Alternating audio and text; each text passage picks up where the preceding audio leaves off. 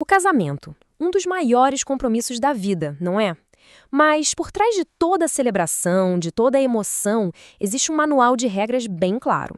E hoje a gente vai folhear esse manual, que é o nosso Código Civil, para entender direitinho qual é a estrutura legal por trás dessa união aqui no Brasil. Pois é, por trás de cada sim que a gente ouve no altar, tem um monte de artigos, de parágrafos que todo mundo tem que seguir. O casamento no Brasil, sabe, não é só um evento social, é um ato jurídico, com direitos e deveres muito bem definidos para o casal. Tá, mas então, quais são as regras do jogo, de verdade?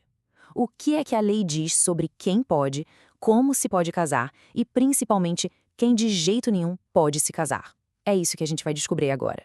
Bom, para começar, vamos pelo começo, né? Qual é a base de tudo isso? Qual é a filosofia, a ideia por trás da lei do casamento? O que o casamento significa legalmente falando? E a resposta está aqui. O ponto de partida é esse conceito de comunhão plena de vida. Olha que interessante, a lei não trata o casamento como um simples contrato, mas como essa comunhão. E a base disso, igualdade de direitos e deveres. Isso é super importante, porque desde o início, a lei já deixa claro, essa união é uma parceria entre iguais. E essa ideia toda se sustenta em alguns pilares bem sólidos. Primeiro, o casamento é um ato civil. Segundo, a celebração é gratuita por lei. Para quem declara pobreza, até as taxas do cartório são isentas, para garantir que todo mundo tenha acesso.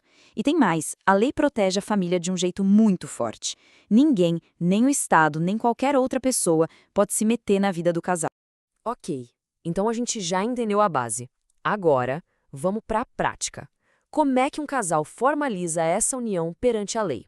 Basicamente, existem dois caminhos. De um lado tem o casamento civil, que é o padrão, né? O juiz de paz vai lá, declara o casal casado e pronto. Os efeitos legais são imediatos. Do outro lado tem o casamento religioso. E aqui, atenção, porque está o pulo do gato. Para a cerimônia da igreja, do templo ou de qualquer outra religião valer legalmente, ela precisa ser registrada no cartório. Se não tiver esse registro, para a lei, é como se o casamento nunca tivesse acontecido.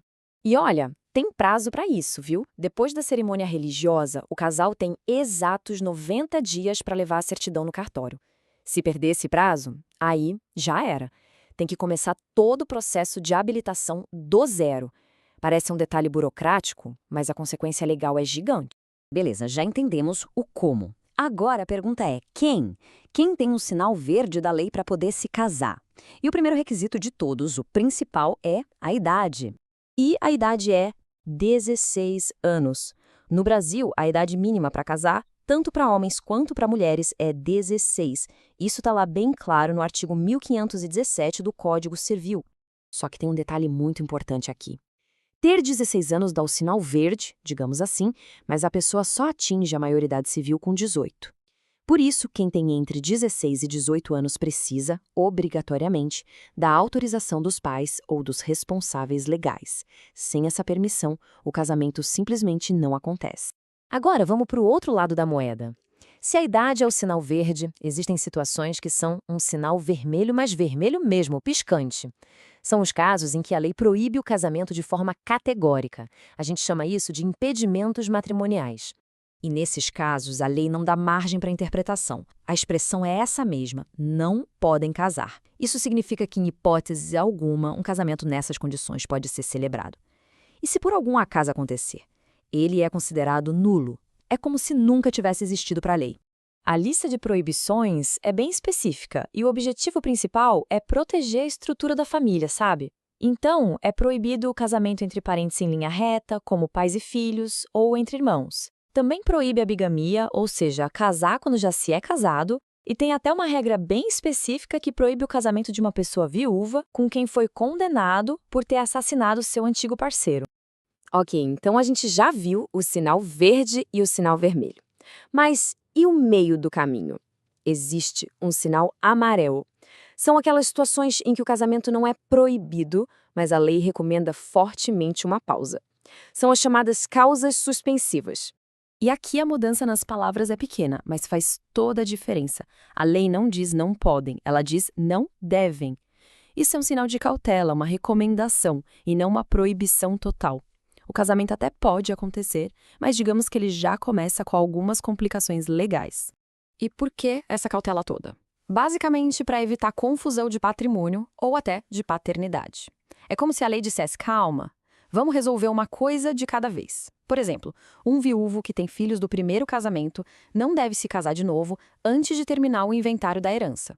Ou uma mulher que se divorciou deve esperar 10 meses antes de casar de novo para não ter nenhuma dúvida sobre a paternidade de um futuro filho. São medidas de proteção, no fim das contas. E essa é a prova da flexibilidade do sinal amarelo.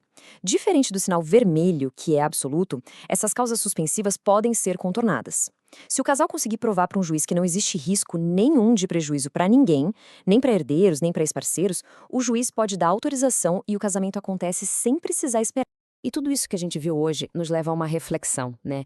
Esse livro de regras, o Código Civil, ele não é de pedra. Ele reflete os valores de uma sociedade em um determinado tempo. Olhando para tudo isso, desde a definição de comunhão de vida até as proibições, fica a pergunta no ar. Com a sociedade evoluindo tão rápido, qual dessas regras vai ser a próxima a mudar?